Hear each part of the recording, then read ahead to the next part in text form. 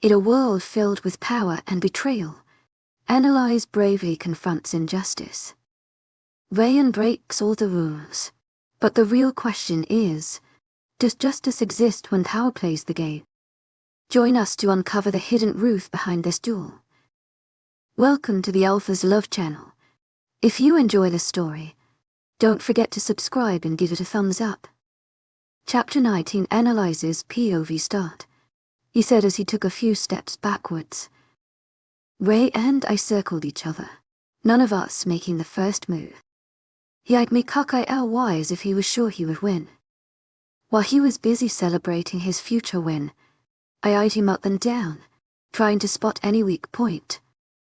His weakness right now was that he was taking this very lightly. His defense was weak and his moves sloppy. I waited for him to make the first move as his patient slipped away slowly. Giving in, he used his werewolf speed, coming in my direction. I focused my eyes on him and his moves appeared slow to me.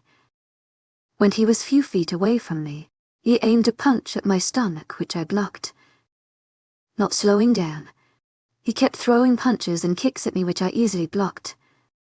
His blows got stronger as he realized he was not hitting me. As he aimed another punch at my face this time, I caught his fist in front of my face.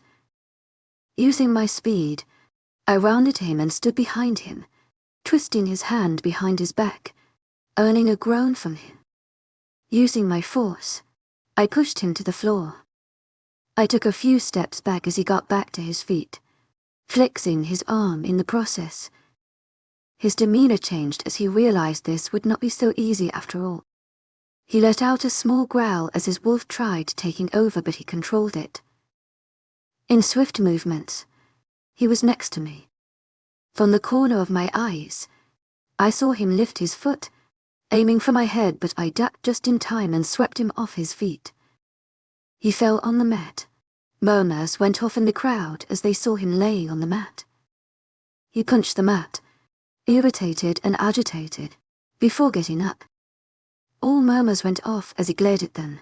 This time, he did not come straight for me. He circled me, and due to his werewolf speed, he looked like a blur to the others. Difficult to see, but in my eyes, he was not. I stood where I was as he circled me, following his movements with my eyes.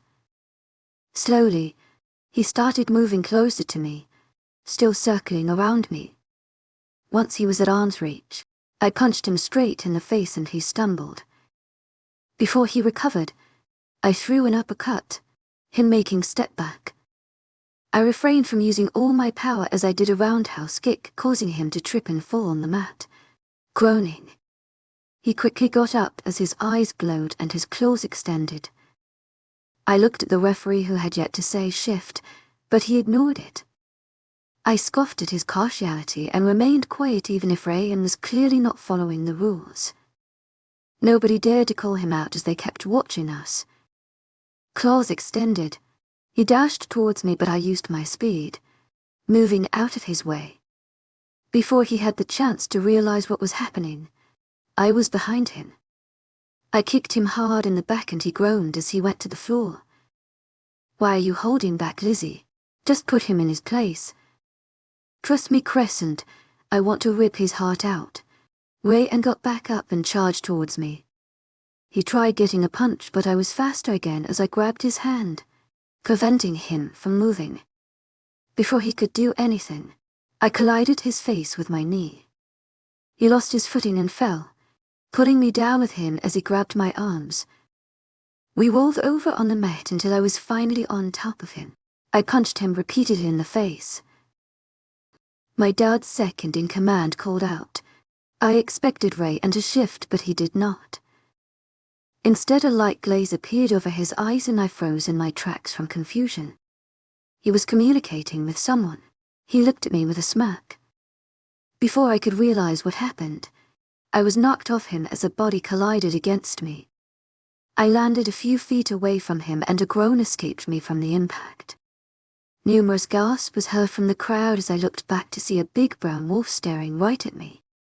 "Stand back." My dad ordered as some people tried stepping in since this was clearly against the rules. I saw Ray and get up and shift into his black wolf. "You have to be kidding me," Crescent commented. I scoffed as I got back to my feet, pushing the strands of hair out of my face.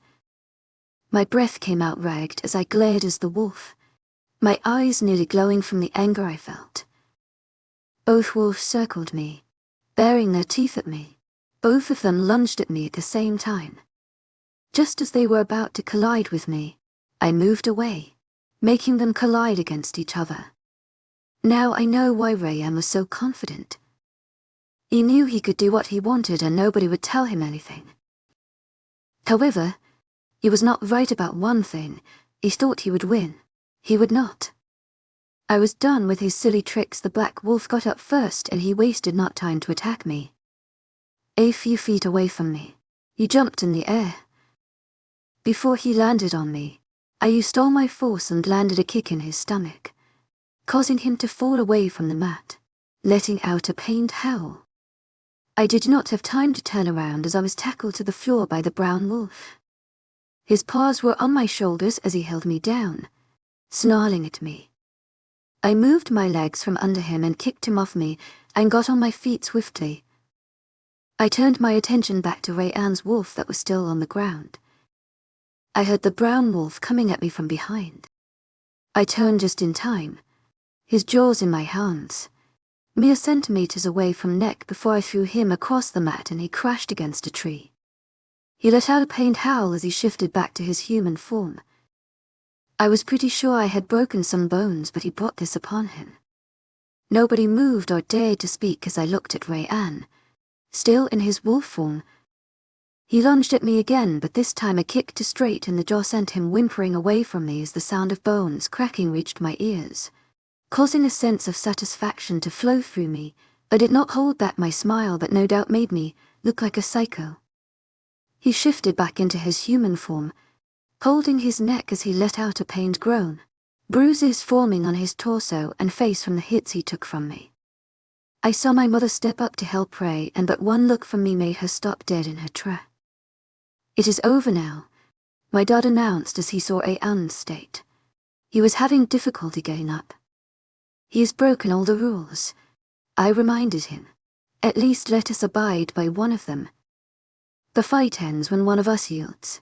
My father glared at me. Rayan limped as he stood back up, one hand on his neck and other one on his stomach. I raised an eyebrow at him as I advanced him, letting my eyes change color slightly before reverting back to normal, all the while extending my right claw so that he knew I was not joking. Crescents were spread around me, getting stronger with each step. He took a step back but ended up falling back down. I yield. His voice came out weakly. "I'm sorry. I did not hear you. Could you maybe say it a bit louder?" I yield. His voice came out louder, but it broke at the end as he looked down, embarrassed. I only smirked in return. "Next time maybe play by the rules." I bit out, not bothering to hide my irritation. In the battlefield there are no rules, Analise. Your enemies will attack you from every side. My father spoke up, and I glared at him. They wanted this to be like it would be on the real battlefield. So be it. I will gladly make that come true. I looked back at Rayan, all my focus on him as I did spell in my head. Soon he was gasping for air as he started coughing. His hands closed around his throat to get any air in. My mother and Ivy ran to his side. "What is happening to him?" Mother asked, panicked as Raina and my father joined them. A crowd gathered around us but maintained their distance, looking at the future king. Rayan was on the ground, his eyes red water-shot. The sound of a few bones cracking reverberated in the room despite the chaotic murmurs of the crowd. A laugh nearly escaped me as I looked at him wriggling on the ground like a worm on a hook, taking its last breaths. I could not help but smirk as I finished the spell and Rayan fainted, red water spilling from his mouth. I crouched down next to my family as they tried to get Ray and to wake up while my father called to help them. I trailed my finger over Ray Ann's pale face as I said in a low voice, so that only my family would hear. There won't be only werewolves on the battlefield. There will be witches too. I smirked as they all looked at me, confused, whereas my grandmother looked at me with a slight smile on her lips. I got up, dusted my pants and adjusted my hair as the guards came to help. I turned around and the crowd parted, letting me pass through. I saw the other wolf and recognized him. He was Derek, one of our best fighters. He limped as the guards took him away, but he threw a hatred-filled look at me as he left. I rolled my eyes as I walked away from the scene. I was never setting foot here again. Chapter 20. Analyze's PV exhausted from the meeting. I walked back to my room. My entire body was stiff from sitting for hours in the room, listening to new problems and making new strategies. I twisted the doorknob and entered the room. As I closed the door behind me, something was wrong. I caught a strange scent lingering in the air, but I could not decipher exactly whose it was. A light breeze went across my face, pushing my hair away from my face, and I turned my attention to the open window. I never left my windows open at this hour of night. I clearly remember closing it earlier. I advanced towards the window, the scent getting fainter with every step. Kicking out of the window, I strained my eyes, looking at the surroundings, but found nothing suspicious. I was about to close the window when I caught sight of the two guards on the ground below my window. I let out a relieved sigh as I picked up their breaths with my hearing. I closed the window and moved to the middle of my room, alert. I focused all my senses to my surrounding as I searched for anyone's presence. Finally, I caught another smell, a pungent one, and I scrunched my nose. The scent led me to peek under my bed, where there was a black box. Confused, I got it out from underneath the bed. The pungent smell was stronger, mixed a hint of a coppery odor rising with it. I immediately knew it was red water. I felt nervous as I inspected the box. There was nothing on the sides and bottom. With firm hands, I removed the lid from the box. I forced down the bile rising almost immediately at the sight in front of me. I threw the lid to the side, my face scrunched in disgust. The sides of the box were painted red, with red was inch red was in the middle. The smell was enough to tell me that the heart had been sitting in this box for days now. I was about to dismiss it as simple prank from Rayan to get back at me for what happened last week at the fight, when I saw a small paper sticking out from under the heart. I felt a wave of nausea wash over me as I pulled the paper out using my fingertips. I placed the box on the floor as I opened the folded paper. It was a letter. Welcome back to your family, princess. After so many years, you finally returned. All those years ago, you managed to escape when I attacked your palace, but not this time. This time, I will win. Nobody will be able to save you. Not your family. Not your eyes. Nobody. Better be careful, because I have eyes everywhere, and you would not even know it when I am near you. Get ready to die, princess. As I read the last part, a shiver passed through me as realization dawned on me. This was from the vampires, and I was their target, not the werewolf kingdom. This cannot be happening right now, I said to myself before I read the letter once again, my hands trembling. Lizzie, calm down, Crescent said, worried. Crescent, that night, everything that happened was they wanted me. They died because of me.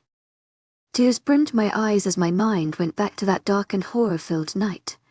The attack. They wanted me, and many innocents died because of that. Lizzie, you could not do anything. It was not your fault. How my mind clouded with different thoughts.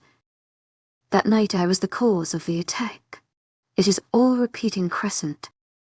We are currently at war with the vampires because they want me. People will die again, Crescent. Thousands of innocents. And it would all be because of me. Analise. It never was and will never be, she said sternly. It is Crescent. The attack. To it.丨Nocturnal, Mylen Nilban. Heartfelt thanks for your unfailing patience, enthusiasm. The deaths. Oh, tears fell from my eyes as I fell to my knees. I don't want to live through the same horrors again, Crescent. I don't want people to die because of me. The guilt from that night still eats me, and I don't want more of it. I cannot. Lizzie, you need to handle this calmly, she said. Don't let their words get to you. You are getting worked up. I can't control it. I fisted my hands as I tried to keep my emotions in check. The feeling was overwhelming. Focus on my voice. Her voice was firm yet soothing. Control your emotions. You can do it. Deep breaths. I did, as she said, taking in deep breaths, despite the pressure I felt in my chest. But then, I saw the letter on the floor, the words taunting me as a sob escaped me. My mind went back to that night as the memories took over all my senses to the point I could no longer hear Crescent's voice. Before I could get my mind clear, the memory that has tainted my mind for all these years played in front of me. I could not bring myself to watch it as I shut my eyes and blocked my ears with my hands. Stop? My voice came out weak and desperate. Despite my eyes being closed, I could see everything clearly, every detail. The red water, the dead bodies, the destroyed room, the horror in their eyes. I could not block out the noise as their screams haunted me.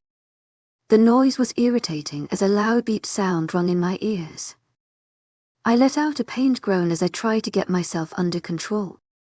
The ringing got sharper and I placed my hands on the floor in front of me as I supported myself. I felt my body shake as I fisted my hands. A layer of sweat formed over my body as it mixed with tears that were falling freely down my face. My whole body heat up and I felt like someone was pounding a hammer on my head. My chest contracted, making it difficult to breathe. Every breath I took felt like several needles poking my skin, tearing it and leaving it burning. Analise. Crescent's panicked voice played in my head. Crescent, I said, between breaths. Make it stop. My voice trembled. My vision got blurry and my senses heightened. I could hear many too much, noises from the guards downstairs to the muffled voices in the hallways. I wanted to scream but nothing came out. My heart pounded faster than it ever did before. I felt my eyes starting to change color as the lights in my room flickered. I was losing control of my magic. Sounds of things shaking reached my ears, followed by crashing.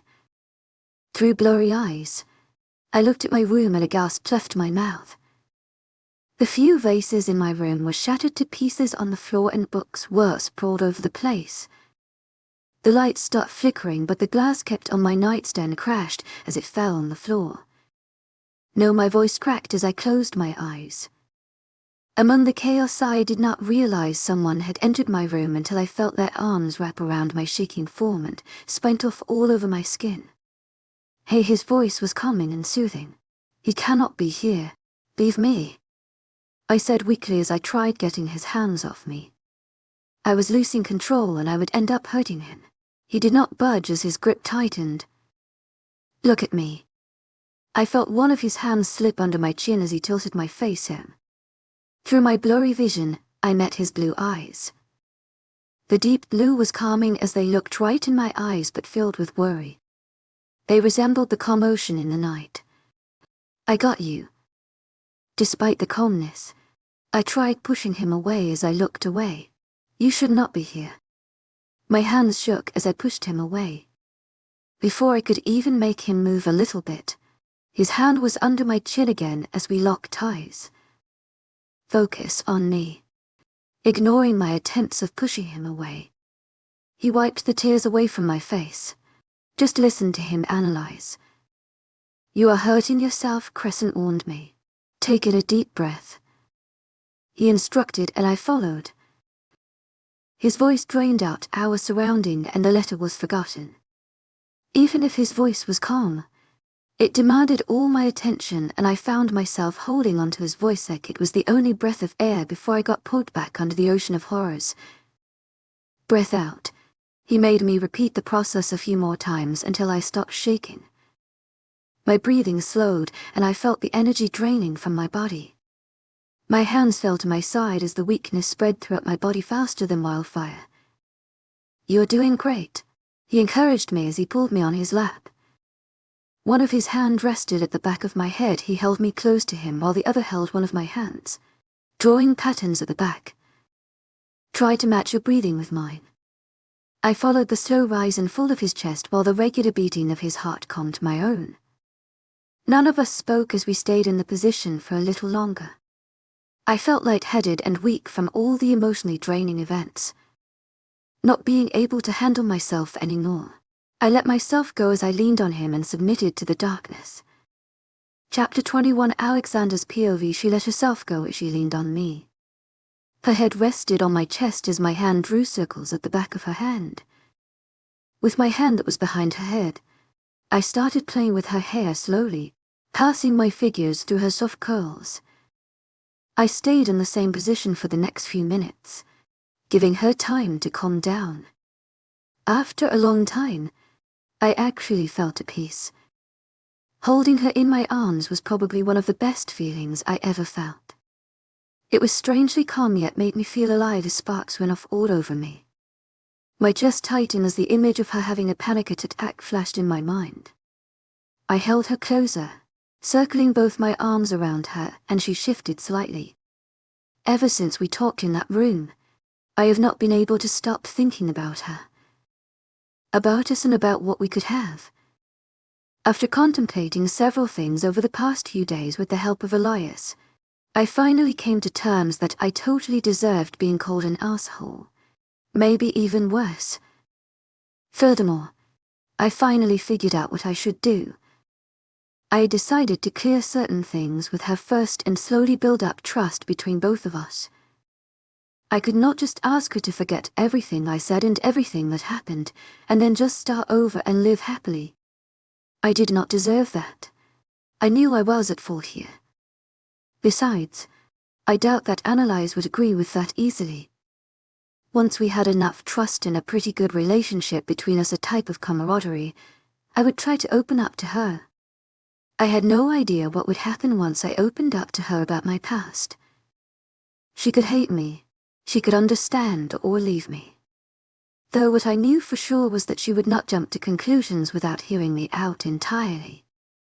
I knew this would not be easy. I never opened up to anyone, not even my best friends. I did not know how to do it, and I did not want to be vulnerable in front of her or be seen as weak or worse, as a monster. I had to do it though.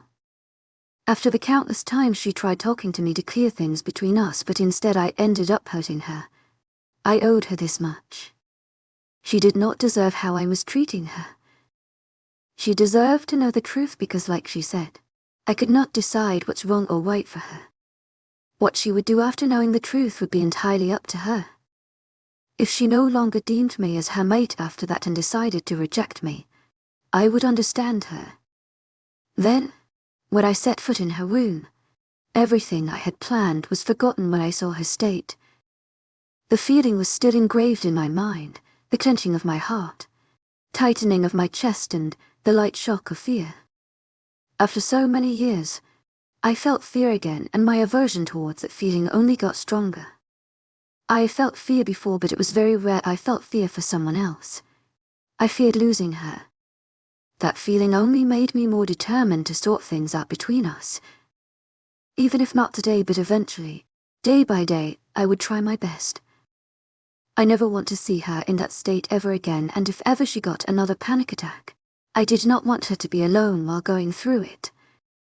She merited having someone by her side to stick with her through thick and thin, even if it was not me. A few minutes later, I thought she had calmed down, but then I realized she had fallen asleep, most probably from the draining experience. I slid one of my hands under her knees and the other one around her waist as I got up. I treaded through the maze of broken glass as I advanced towards her bed.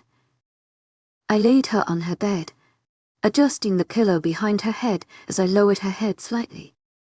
As soon as her head hit the pillow, she stirred a little, mumbling incoherent words but relaxed seconds later. Careful not to wake her up, I removed her heels and her jacket before pulling the covers over her. With her belongings in my hand, I moved towards the chaise in her room, setting it all down on it. I assessed her room, surprised by the damage over the place. However, I could not understand what happened. To my it.丨Nocturnal, heartfelt thanks for your unfailing patience, enthusiasm. I thought that she thrashed the place when she was panic-stricken. But when I got here, she was on the floor. Yet, things kept crashing as if it was being controlled by an invisible force. There are many suspicious things that happened during my stay here. How she easily opened the door that time without having to tell anyone to remove whatever spell was on it.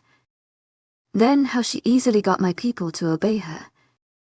Most recently, how she easily won the fight despite her brother's foul play, but then later, lay and choked and fainted. I was getting more questions every day but not a single answer. My eyes landed on a box on the floor, near where we were minutes ago. I immediately recognized the red water smeared on its side. I picked it up cautiously, a foul stench hitting my nose as I assessed the contents in the box. Was this what triggered her attack? Who would even place this horrid thing here? I first thought of it as a way and could have used to get back at her for his embarrassment the other day. Everybody could see the change in his demeanor over the past few days. He would always object to Analyse's ideas, and letters he sent towards every second did not go unnoticed by many. If this was not pulled by him, it could very well be Rayna's plan. Before I could reach any conclusions, a crumpled piece of paper a few feet away caught my attention.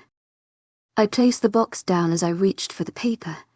Unfolding it, I read the words scribbled on it. This must have been what triggered her attack, and it was clear who sent this King Nox. More questions popped in my mind, but still no answers. Why did he want her? What happened during the first attack? What should I do? I moved near the windows to check the surroundings.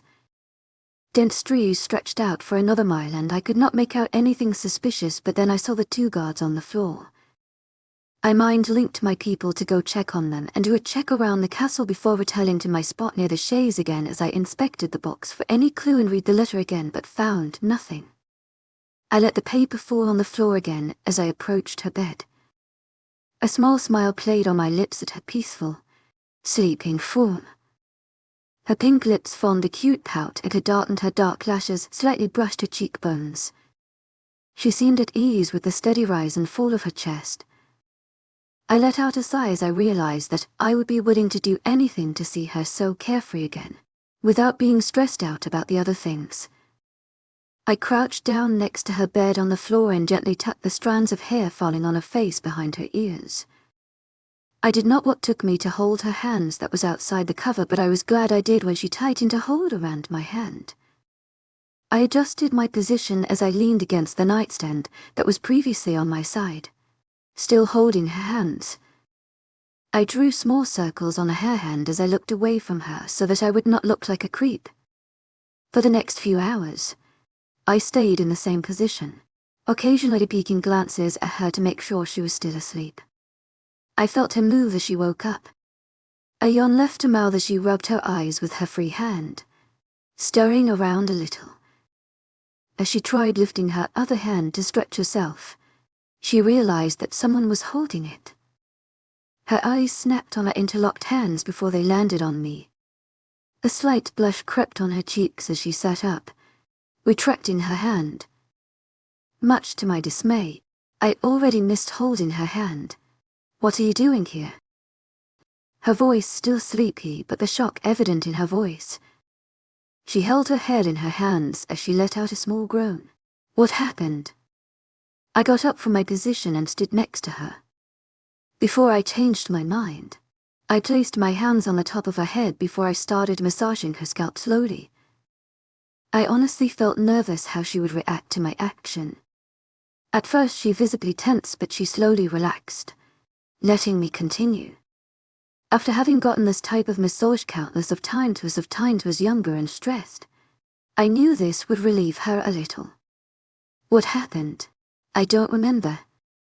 She asked once again, still holding her head in her hands as confusion quoted her words. You had a panic attack, I said simply. I felt her tense again, no doubt all the events rushing to her head at once. As a previous victim of countless of these panic attacks, I knew how she must have felt as the overwhelming chain of thoughts played in her mind. I tried reassuring her. She finally looked up and looked around her room, a gasp escaping her as she took in her surroundings. How long have you been here? She tilted her head. Looking at me, I retracted my hands. How long since I fell asleep? She questioned again, not letting me answer.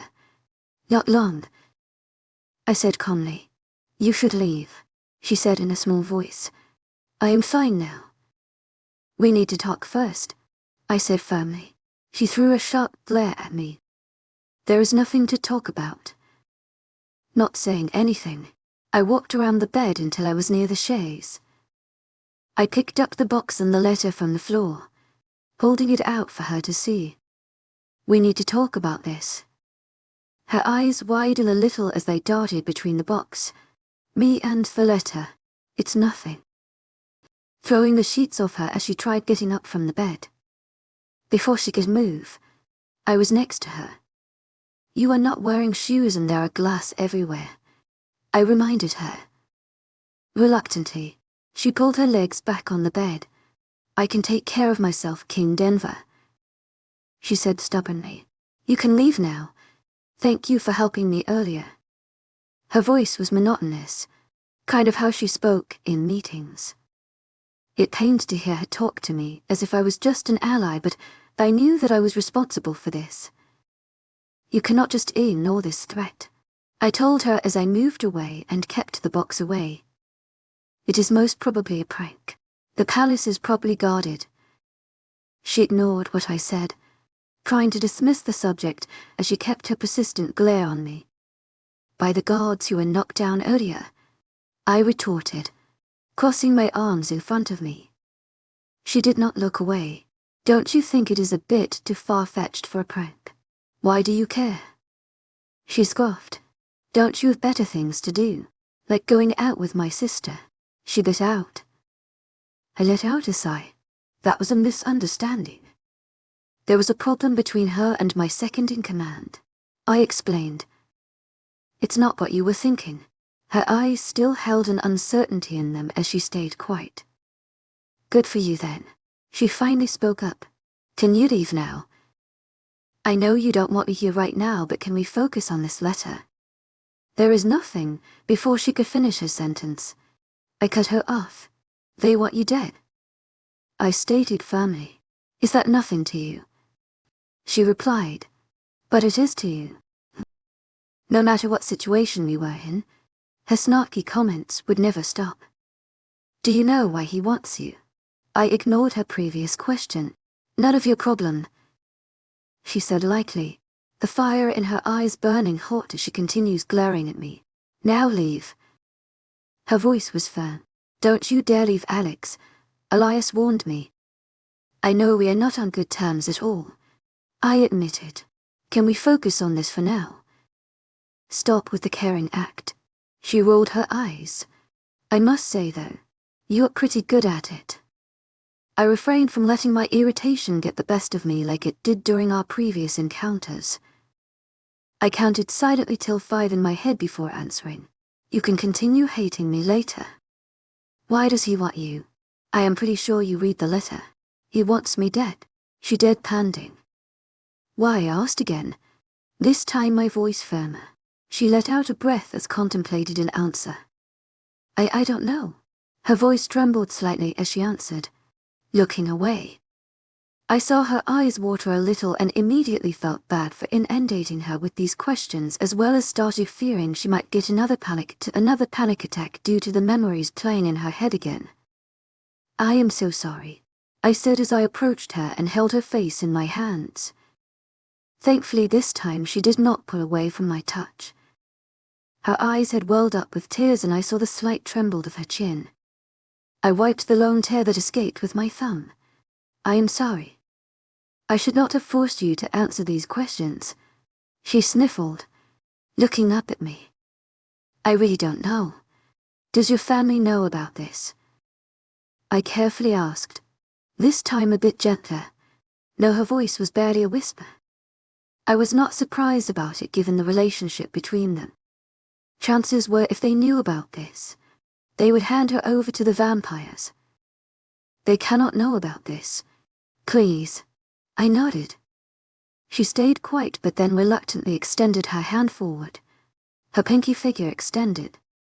Promise. Her cheeks were slightly tinted as she looked at me expectantly. Out of nowhere, I wanted to take out my phone and capture this moment forever. She looked acute.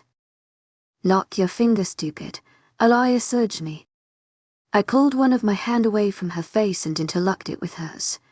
Promise. A small smile touched her lips and I stopped the grin threatening to break out on my lips at her sight. She retracted her hand and I pulled both my hands to my side. Can we talk about this later? She sounded exhausted as she looked at me with pleading eyes. I want to rest. Please, okay. I gave in. Her shoulders dropped as she let out a sigh. Twisting the doorknob, I stopped and said, I came to clear certain things with you today. I just want you to know that I never intended to hurt you. I left the room. Chapter 22. Analyses POV. I never intended to hurt you. His words had been replaying in my head for the past week non-stop. I did not know how to interpret his words. Ever since the incident I have not talked to him again. I barely left my room, afraid I would lose control again. On the rare occasions I did leave, it was either for meetings or to eat, after which I headed to the comfort of my room. I wanted to talk to Alexander again, but I could not find it in myself to do so. I was embarrassed that he witnessed my panic attack. I could not even imagine what he could be thinking about me, and I was not eager to know about them. I was surprised by his attitude towards the entire situation. He did not leave me as I was. He helped me get over my panic-stricken state and took care of me even after I had gotten myself under control. I did not know how, but he knew exactly what he had to do in order to help me. I was grateful for his help. As much as I hated to admit it, if it was not for him, I would most probably have done something dangerous or stupid. It could have been dangerous for me as well as the others. What was most shocking, though, was waking up and seeing him next to me as he held my hands. I was surprised that he stayed by my side all that time, even if he said it was not long. I clearly remember the time the meeting ended. It was around 8 at night, and when Alexander left my room, I had checked the time. It was around 2 in the morning. Just the mere thought that he sat by my side all those hours watching over me made me feel flustered. All this time, I finally felt like someone cared for me, and it felt good. However, it did not mean that all his previous actions would be forgotten. He still had his explaining to do because he said it himself. He had came to clear some things with me, but we did not get the chance, and the past few days were not exactly in our favor. Thankfully, he has yet to break our promise. At the reminder of our promise, I felt my cheeks heat up. Due to Malcolm, I have this habit of doing the pinky promise with almost everyone while making a promise. I was so thankful that he went along with it and did not make any comments, or worse, ignore it. With my mind clouded with these different thoughts, I did not even realize where I was going until I found myself on the quieter side of the castles. This area was unkempt compared to the rest of the castle. The usual cream-colored wall were covered with a rather thick layer of dust, giving it a dirty, grey color. The familiar gold and details along the wall were hidden. The hallways were slightly dim due to the closed curtains. Tiny dust particles floated around, making the air sooty. The corners were adorned with spider webs as little insects crawled over the place. The hallway was deserted apart for the dust-covered tables and artifacts here and there. The vibe in the hallway was enough to give me the goosebumps. Without thinking, I advanced down the hallway as if an invisible force was pulling me. I did not know what it was exactly. I let my hand trail on the wall, leaving a trail in the midst of blanket of dust on the wall, revealing the original color of the wall in the process. Dusting my hand on my jeans, I continued walking. A strange sense of familiarness hit me at once, making my heart pick up its pace. All of a sudden I just wanted to run away from this creepy part of the castle and never look back. Somehow I felt connected to this area. Gathering my wits, I forced myself to keep walking. A gasp escaped my lips as I reached a beige double door. My breath hitched in my throat as I realized where I was. My clammy and shaky hands found the doorknob and I twisted it slowly. The door creaked open to give view to a dark room, my room. I stepped in, closing the door slowly behind me. My heart hammered in my chest as I took in its state. Everything was left as it was that night. The beautiful room that once belonged to me now resembled an attic. The broken furniture were all swept to one side of the room, covered by a big white cover. The bed was a mess with torn covers, the once white stuffing of the pillow now grey and scattered all over the bed. Pieces of glass and wood were still on the floor. The room smelled mouldy due to the lack of aeration. The windows were closed as well as the curtains. Little light managed to stream through the thin material of the torn curtains. Sighing, I used my magic to open to curtains and windows, letting SOE fresh air light stream into the room. I moved to the walk-in closet, which was no different. A huge pile of my old, torn clothes sat in a corner, dust covering them as well as little spots of red water. It was just like I remember. Swallowing the lump forming in my throat, I moved to the far end of the closet and moved another pile of clothes, revealing a pink, now dirty pink, box with my name scribbled on the lid. It was one of the only, if not the only, memories I had of when my family was actually my family. I opened the box and took the photo frame in my hand. It was a simple wooden frame that Rayanne and Raina had apparently made for me. Inside it there was a picture of all of us. My mother cradled me in her arms while my father had his arms around her shoulder, the twins in front of them, all of them beaming at the camera. I could not believe what my family turned into today. It would have still been the same if not for the prophecy Asia told my parents on my first birthday. She will be responsible for the doom and the rise. She will bring death but also a new life. With her dark, black shadow inside her and the devil next to her, she shall bring chaos along with peace. She will be the light guiding some but also the dark for some, bringing their doom. Since then it all went downhill, leading us to where we were today. A bitter smile left my lips at the memories. I removed the photo from the frame, holding it in my palm in front of me. Sparks lit in my palm before giving birth to a fire, consuming the photo. I watched as the fire quickly reduced the photo to ash and dust, falling to the floor and getting lost among the other dust particles. I left the room, putting a magic spell on the door so that no one would enter it again. I thought that seeing my room again, reminder of everything that happened that night, would make me feel guilty, but none of it happened. I felt lighter. Somehow, facing the room again and seeing the results of that night, removed a bit of the weight off me. A few feet down the hallway from my room, I came to an abrupt stop. My eyes lingered everywhere, feeling a slight magic in the air, which was weird. Nobody else was here and the magic did not come from the spell I put over my door. I placed my hand on the wall, inspecting it. My fingers found an evidence on the wall, a small dent. I applied some pressure and then suddenly, the wall disappeared and I fell right through. Groaning, I got up and dusted my pants as my eyes adjusted to the darkness in the room.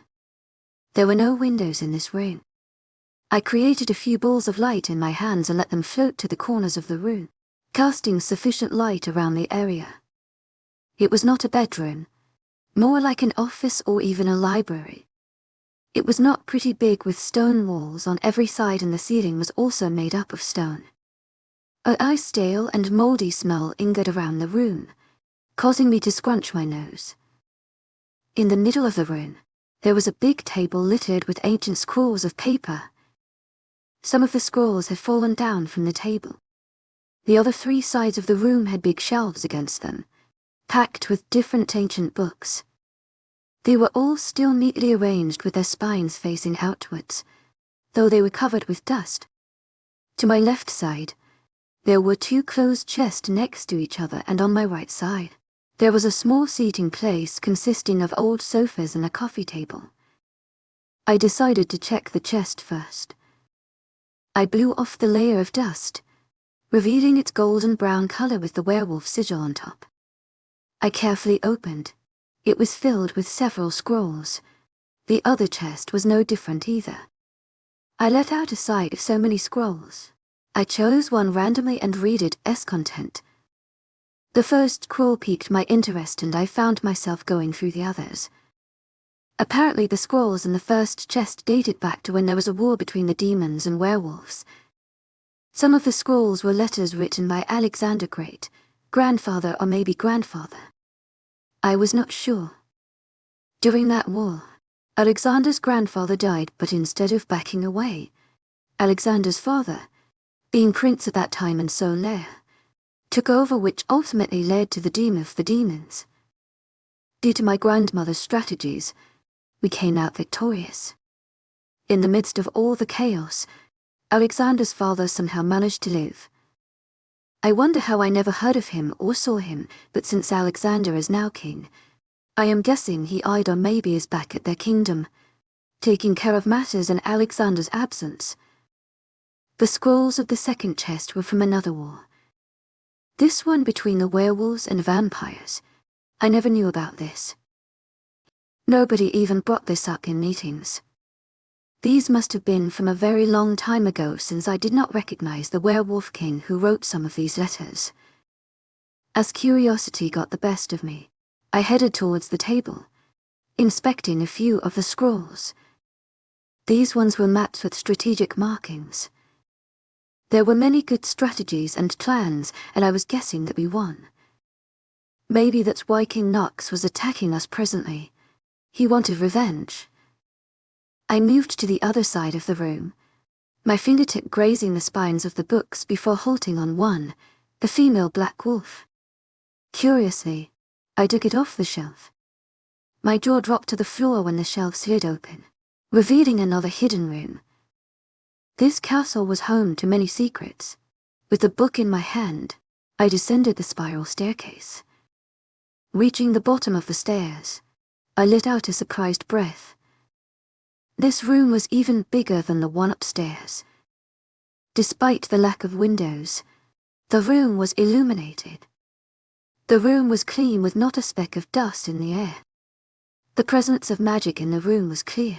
The room has a magical and soothing glow to it. It was like a warm blanket of comfort and peace that engulfed me the second I set foot here. Light rays were created by the magic in the room, and they swirled around the piece, forming different patterns and leaving a trail of shining particles behind them. The two sides of the room had packed bookshelves. What caught my attention was the beautiful golden lectern with the book sitting on top of it. The lectern had a glow to it as a serene energy radiated from it. The black book was enclosed in a thin glowing bubble, completely contrasting the golden lectern. On the sides stood different artifacts ranging from weapons to armors, all displayed on simple lecterns, but instead of a glowing bubble, they were enclosed in glass boxes. Right behind the golden lecterns, there was a huge portrait. Wow, I said as I looked at the portrait of probably the most beautiful woman I had ever seen in my life. She was tall, standing proudly as her brown hair fell over her shoulders beautifully. Her tall and slender figure gave her the looks of a goddess. Her skin was glowing and her grey orbs held a plethora of emotions: pride, happiness, fearlessness. How confident! All it just made her more beautiful. In the background, there was a reflection of a black wolf with glowing gold eyes. My eyes widened a little. Realization dawned upon me. She was the Black She-Wolf. I did not even know her, but I already admired her. Just one picture was enough to know she was powerful and definitely a great leader. Could I be like her someday? I moved towards the glowing lectern and reached for the book. The bubble disappeared as my fingers touched it. Beautiful golden lettering S, Amelia L. Rosa, contrasted the black cover of the book. Opening it, I found myself face to face with Amelia's diary. A few hours later, I was sitting against the wall, going through the endless pages consisting so many interesting and aspiring information.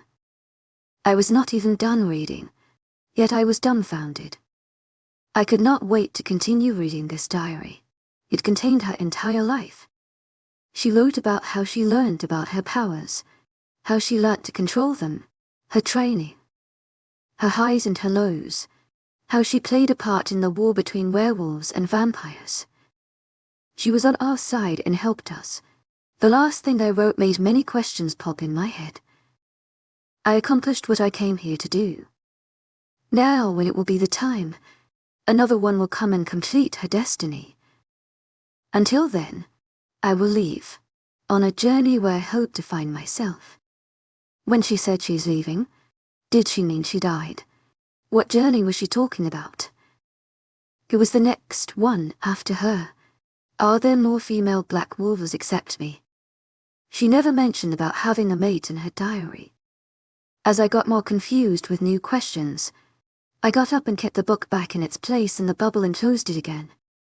In hope to get some answers, I read a few of the books from the shelves. I found out that the Vampire King was killed by a strong female, who I was guessing was Amelia. As tiredness got to me, I decided to leave. I took her diary back and ascended the stairs. I was about to leave when a piece of green paper peeking out from under the white tablecloth caught my eyes. I placed the book on a nearby shelf and approached the table.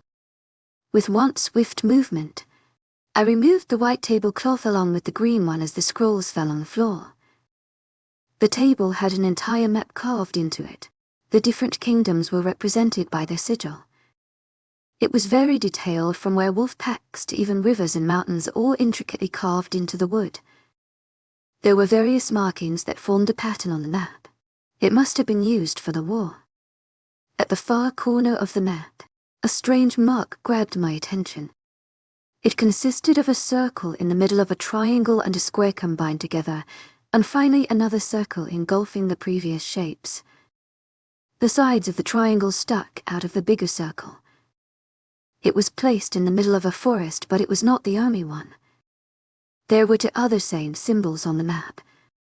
Taking my phone out of my jean pocket, I took a picture of the map and stuffed it back. I took the diary and left the room, using my magic to close the door and leaving a small mark on the floor so that I would not get lost trying to find us later. A million thoughts raced in my mind as I returned to my room. What happened to Amelia? Why did she left? What did she mean by another one will come? Where is she? Is she alive? What did that symbol mean? Should I try to find her? Could she help us again?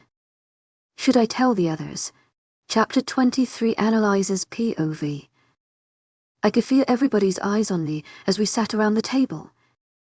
Since most leaders were out scouting with their groups, there were only my family and I, along with two other leaders, Alexander and Queen of Witches, Eleanor, and a few packs who were training outside.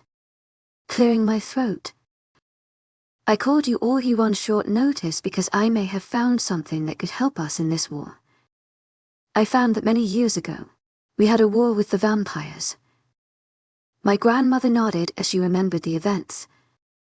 And we won it with the help of Amelia L. Rosa, the Black She-Wolf. My grandmother said, realization flashing in her eyes. How will that help us? My father asked as he grew impatient. I refrained myself from rolling my eyes. She killed the Vampire King, which is a difficult thing to do since he's a leader. If we find her, we can get to help us. Everybody stayed quiet, contemplating the idea in their head. Finally, leader Eleanor spoke. How are you sure we will find her and that she will help us? I am not sure. I admit it. The chances are very slim, but if we do find her, she might help us. Even if she does not, we can't try to get some clues on how to defeat King Nox. Let's say we agree. How will know where she currently is? My mother spoke up. I got up and connected my phone to the projector I had set up for today. I connected my phone to it and opened the picture of the map I took yesterday. The image got projected on the wall. Approaching the image. These marks might have something to do with where she could be. Could be, Raina said. This what you are thinking? How can we trust this just based on your thoughts? To trust what I am saying and working with me is your choice.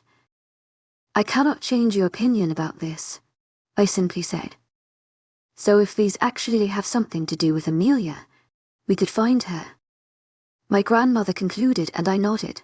There is a big possibility of us returning empty-handed. We would lose a lot of time where we could be training and scouting the areas.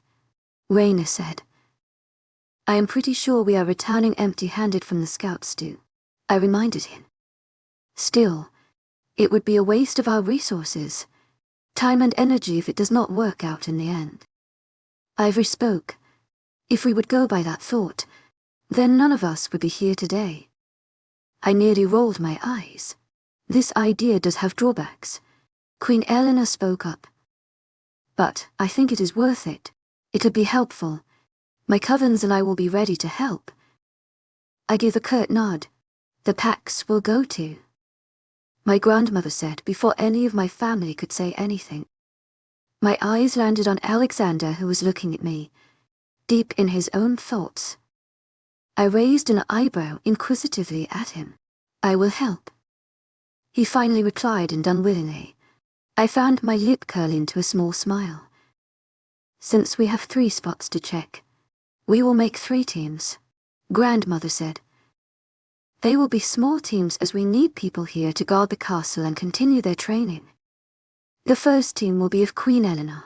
I can't 2 of my people with me. She agreed. I would appreciate it if you could leave your second in command here just in case something happens, grandmother added. For the second team, we could send one of the packs. The last will consist of King Alexander and Analise. I nearly choked on my saliva as the words left her mouth. From the corner of my eyes, I saw Alexander sitting up straight as he looked at my grandmother, confused. Can I not accompany the pack? My grandmother had the audacity to smirk at me. There was no way she was oblivious of Alexander and me. She knew it, since the very beginning. No wonder she gave me that random advice.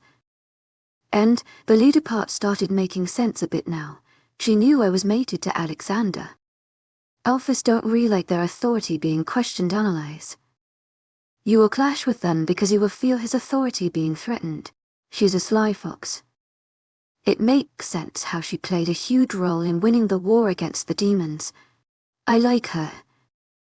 Crescent commented. No offense, but maybe more than you, excuse me. I was dumbfounded at Crescent's words. Why can I not go with Alpha Axel? I suggested. We get along fine and I doubt there will be any clashes. I heard a low growl escape from Alexander as he glared daggers at me. I don't want to take any risk. To my aching extraordinaire, Madeleine Nilgan. Heartfelt thanks for your unfailing patience, enthusiasm. I was about to say something but nothing came out. I opened my mouth only to close it again without uttering a single thing. My grandmother wore a smug look as she spoke. The sooner you leave, the better. She chirped as if she was sending us to some vacation on a tropical island, or we would bask in the sun while sipping on margaritas. Queen Eleanor, please inform the witches that you are taking with you and Gabriel call one of the Alphas along with 2 of his people. I rounded the table and sat in my chair to my father's left, crossing my arms in front of me as a frown adorned my features. Not long after, the others came and we decided where each team would go. As much as I tried to avoid it, Alexander and I got the one furthest to check, mainly because of my grandmother who did everything in her abilities to send us there. We discussed our modes of transport and each got a copy of the map. Everybody left the room to get ready. Before my grandmother could leave, I was in front of her, blocking the exit. "Do you have anything to tell me, Grandma?" I raised an eyebrow at her. "Oh yes." She smiled. "Good luck for the search. Let's hope you find something that could help us." I let out an annoyed sigh. Something else. I emphasized on my words. Something along the lines of "Meet Alexander."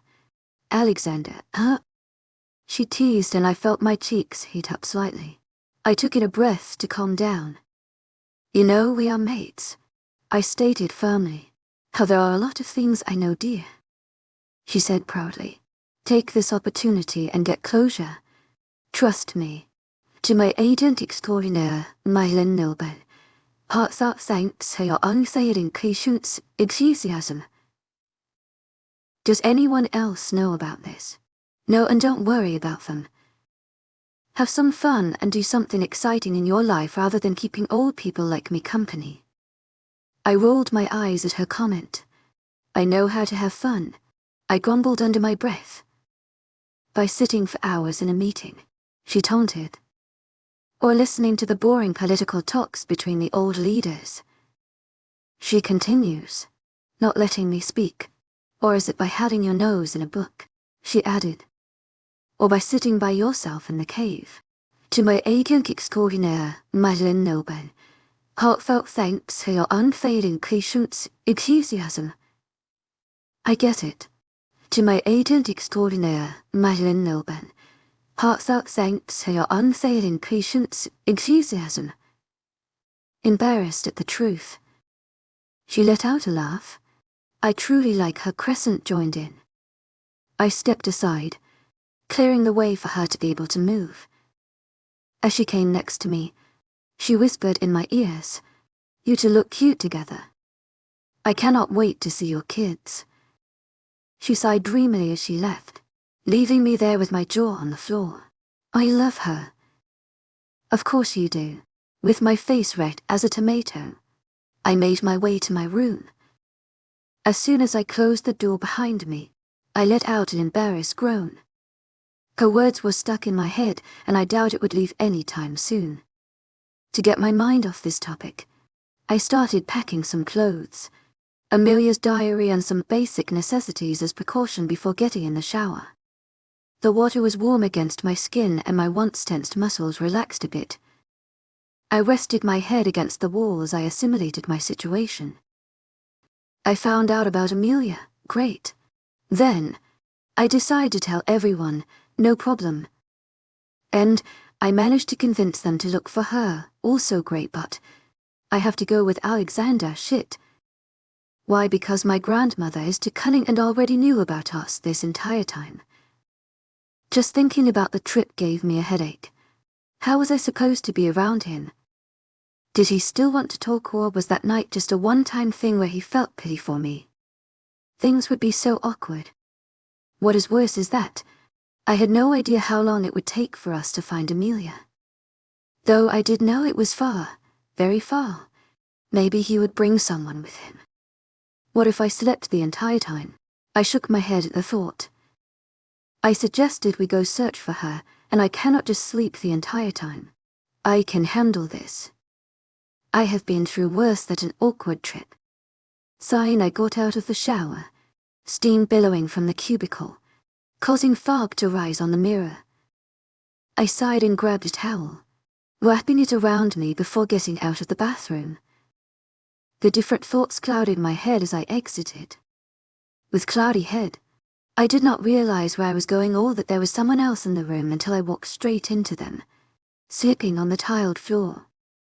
A yelp escaped my mouth, and on instinct, I reached out my hand to grab onto something. Instead, I grabbed the person by his arm, taking us both down. I closed my eyes as I waited for the impact when my head would hit the cold floor, but it never came. Someone's hand was placed behind my head, reducing the impact. By the tingles and sparks, I already knew who it was, but I was too embarrassed to confirm it. Internally screaming, I opened my eyes and indeed, I was met with the familiar blue eyes staring down at me with an eyebrow raised. My breath hitched in my throat as I realized the position we were in.